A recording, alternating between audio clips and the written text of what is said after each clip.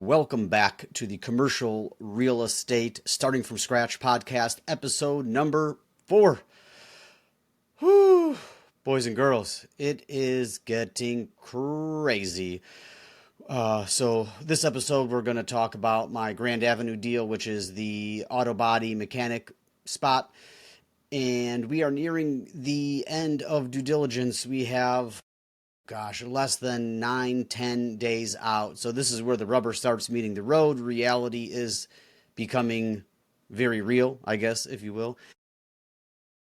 Decision time is coming up to see, hey, is this something that we are going to move forward with? So the main issue that I've been dealing with is the current tenant. Right now, they are leasing the entire facility, which is 11,202 square feet and 1.25 acres of land total. And they're leasing it for $6,700, which is just absolutely a steal. And our conversations were very cordial in the beginning, but never really got substance, never really went anywhere. He kept on saying, talk to me when you close. Talk to me when you close on the place. Talk to me when you close on it.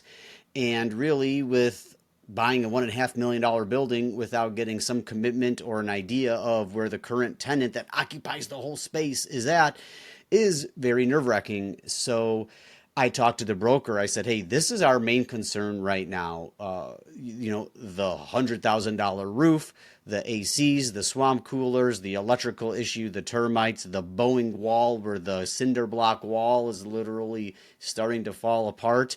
That's not the main concern. The main concern is that, A, we're buying this place with a tenant there that has no lease. He wants absolutely nothing to do with me and won't sign anything with me. So now we are inheriting this tenant, and I'm trying to lease out the 3 other spots on that premises. And I had a feeling that the current tenant was going to try to mess those up. So this was a very point of contention for us. And I talked to the broker about it and said, hey, these are our concerns. We would need to get George on at least a month-to-month lease for the time being, or the seller has to get him on a month-to-month lease, and then we can just assume this lease. Or the third option being we push the closing, the sellers deliver a 30-day notice to vacate to the current tenant, and then we would be able to walk into that place vacant. So those were basically the 3 options. Now, from our standpoint, I would much rather walk into a longer-term lease. Next, I'd rather have at least a month-to-month lease. Closing on this spot with him there with nothing on paper, I don't know if that's something that we can do. Honest to God, probably. It would just make it a lot messier. So at the end of the day, I had that conversation with the broker, and he said, hey, you have our blessing. If we need to deliver this place vacant, we will. So then on Friday, which was a few days ago, I set up a meeting with the current tenant and said, hey, unfortunately, this is where you put me in. Our negotiations have gone nowhere. We're buying this place, and this is where the rubber meets the road. So I have 3 options for you, and one of them is to sign a long-term lease, which is double what he wants to pay. He declined that immediately. And then the next option, getting him on a month-to-month lease at his current rent for a much smaller spot, but at least keep his rent current. That way he can find a place to go. He also declined that. And then lastly, I said, hey, this is really unfortunate, but what I'm going to do is talk to the seller, and he's going to serve you a 30-day notice, and we're going to push the closing off until you vacate the property. And of course, that struck a chord with the tenant. And the conversation didn't go very well. There was no yelling or screaming or anything like that. However, I could just feel the tension, and I could feel that he was very, very upset with me. And I get it. The guy's been here 14 years. He's operated his business out of here for a very, very long time. He feels like this is part of him. He's a little bit older, so also obviously older people get stubborn, especially in their old age. So I'm a young gun coming in here hooting and hollering, bringing a bunch of people through a shop, and here I am now kicking him out. So rightfully so, I don't hold it against him for his grudge against me at all. But that is what it is. Buying a $1.5 million building, I can't just buy it on hopes and prayers. And especially with him having control of the whole premises now, my main concern was that I get leases, I get tenants in place, and then he doesn't allow it or something crazy like that happens. So over the weekend, that was just like a big drag. And the main reason being we got this place under contract thinking that we were going to walk into a tenant that was going to re-sign a lease with us at his current rate for his small spot that he's actually working out of now. And the difference between getting $6,700 a month and bringing in $0 a month is a big deal, especially when our expenses, we're going to walk into this place with it's right about $2,000 a month for insurance and taxes, a little bit less. It's like $22,500 annually. So that's crazy math. I'm not going to do that in my head, but I'm just calling it $2,000.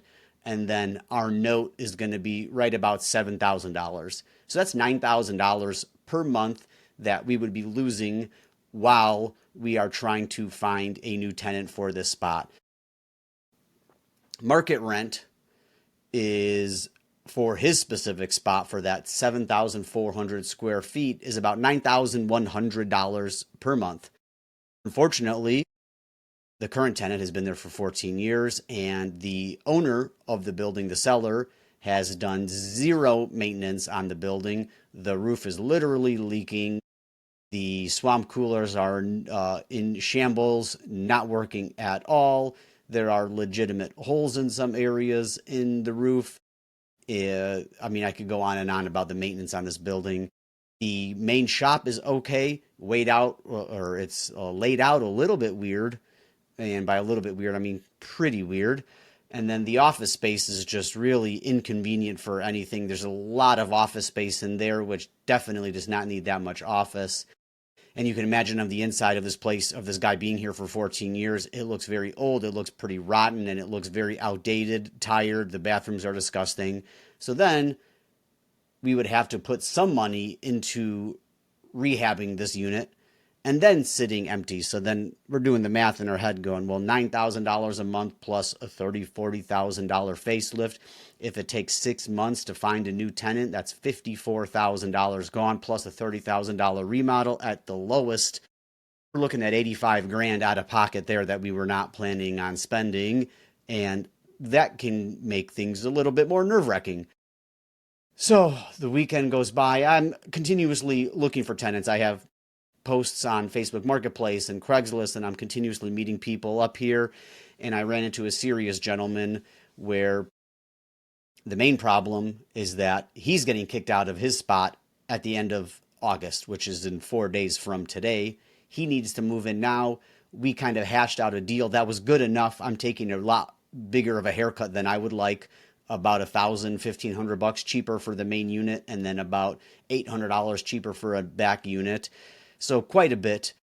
However, worth it after doing that math on what a vacant unit would cost us to carry. But his main problem was he needed to get into the spot right now. Well, I don't own it. I am not in good terms with the current tenant to talk to him about letting someone put their stuff. These 26 cars that he needs to bring in to the facility. So luckily, when I was touring the facility, the gentleman, the prospective tenant, and the current tenant met, and they got along great, and they got to talking, and they exchanged phone numbers, and were kind of working on a potential deal where the new tenant leases the spot, and then the old tenant subleases a spot from them. So over the weekend, I get another call from another guy that was actually very interested in it too. We came to a verbal agreement. They wanted to lease the place for 1 year. They were going to go ahead and do a pretty significant rehab on the back area. And I liked him enough to go ahead and sign a lease. And we were verbally like, okay, sounds good. I'll get a lease sent out to you. I said, hey, I need this information, your name, address, email, and your business name. And then a day goes by, I don't get anything. I text again, hey, send me that information. And then he's like, oh, hey, I'm traveling. It's going to be a little bit before I can get you that information. And I'm thinking, dude, what the heck? Like, you can just literally, it's your name. You should know this information. So that kind of was a little bit weird. And then in the meantime, I'm telling this other interested party that, hey, I got this spot leased. I'm only leasing the front spot. And then it came to a point to where he got the first gentleman got very, very serious about wanting spots 1 and 2. And this morning had a long conversation. I'm trying to get him up and rent, and they're trying to get me down, and talking about fixing some things here and there. And we're still working through the finer details, but we're getting to a point where this is a lease that I would totally sign. They're going to do a 3-year lease. They're going to do 3% annual increases. And I did want to get into a triple net lease where they pay the insurance and taxes and everything, and they're hell-bent on not doing that. So, which is fine. But we're still going to deliver the property as is. There's a few things that we are going to fix, which we were going to fix anyways. So still makes us look good. And then that way we don't have to worry about any kind of major overhaul or rehab on our end. We'll take care of the big basic stuff like the roof, the termites. We are going to install a water heater. And there was something else that I forget, but I guess not really important at this. Oh, electrical issues. There were some electrical issues that need to get fixed as well. So we're going to go ahead and fix all of those, and they will take care of the rest.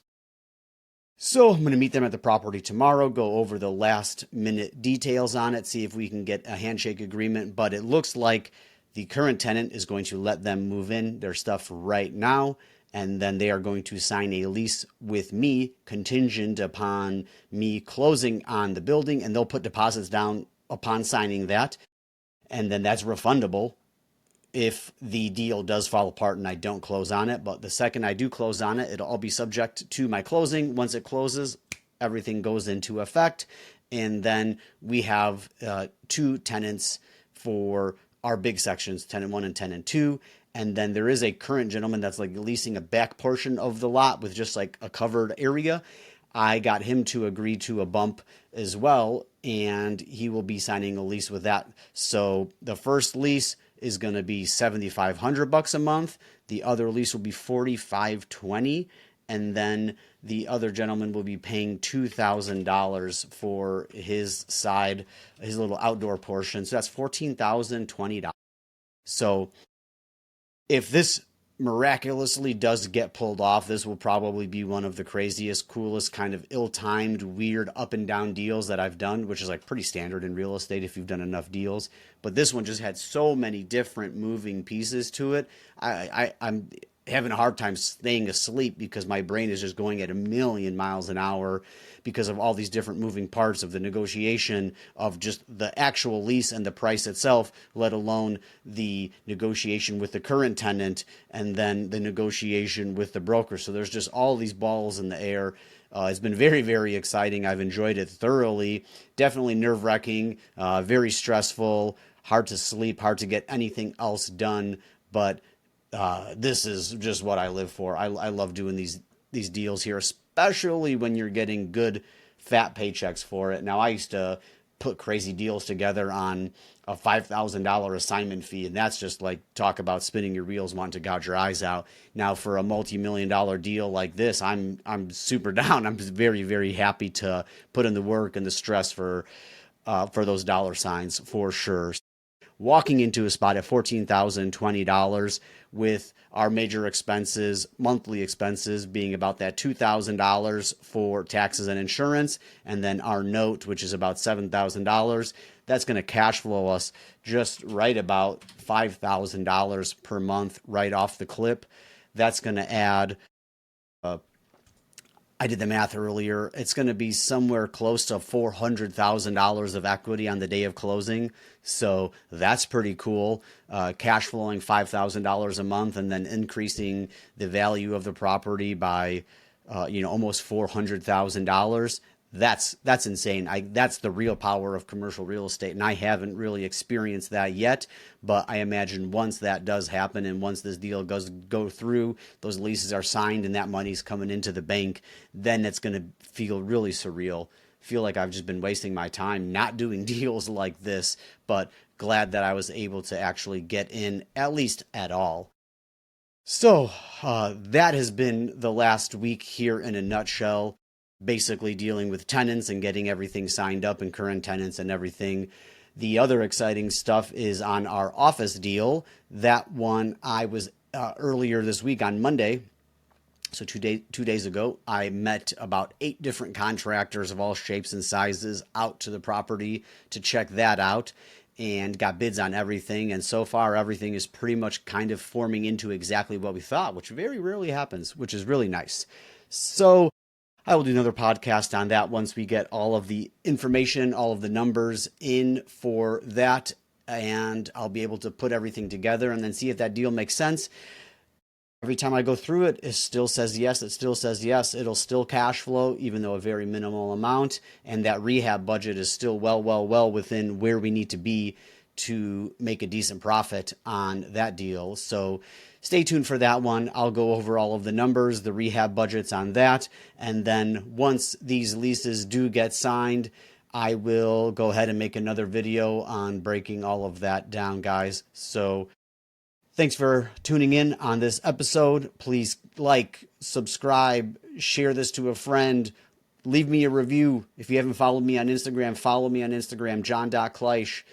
And that is it for now, boys and girls. I appreciate you guys sticking through the end. We'll catch you on the next one. Take care.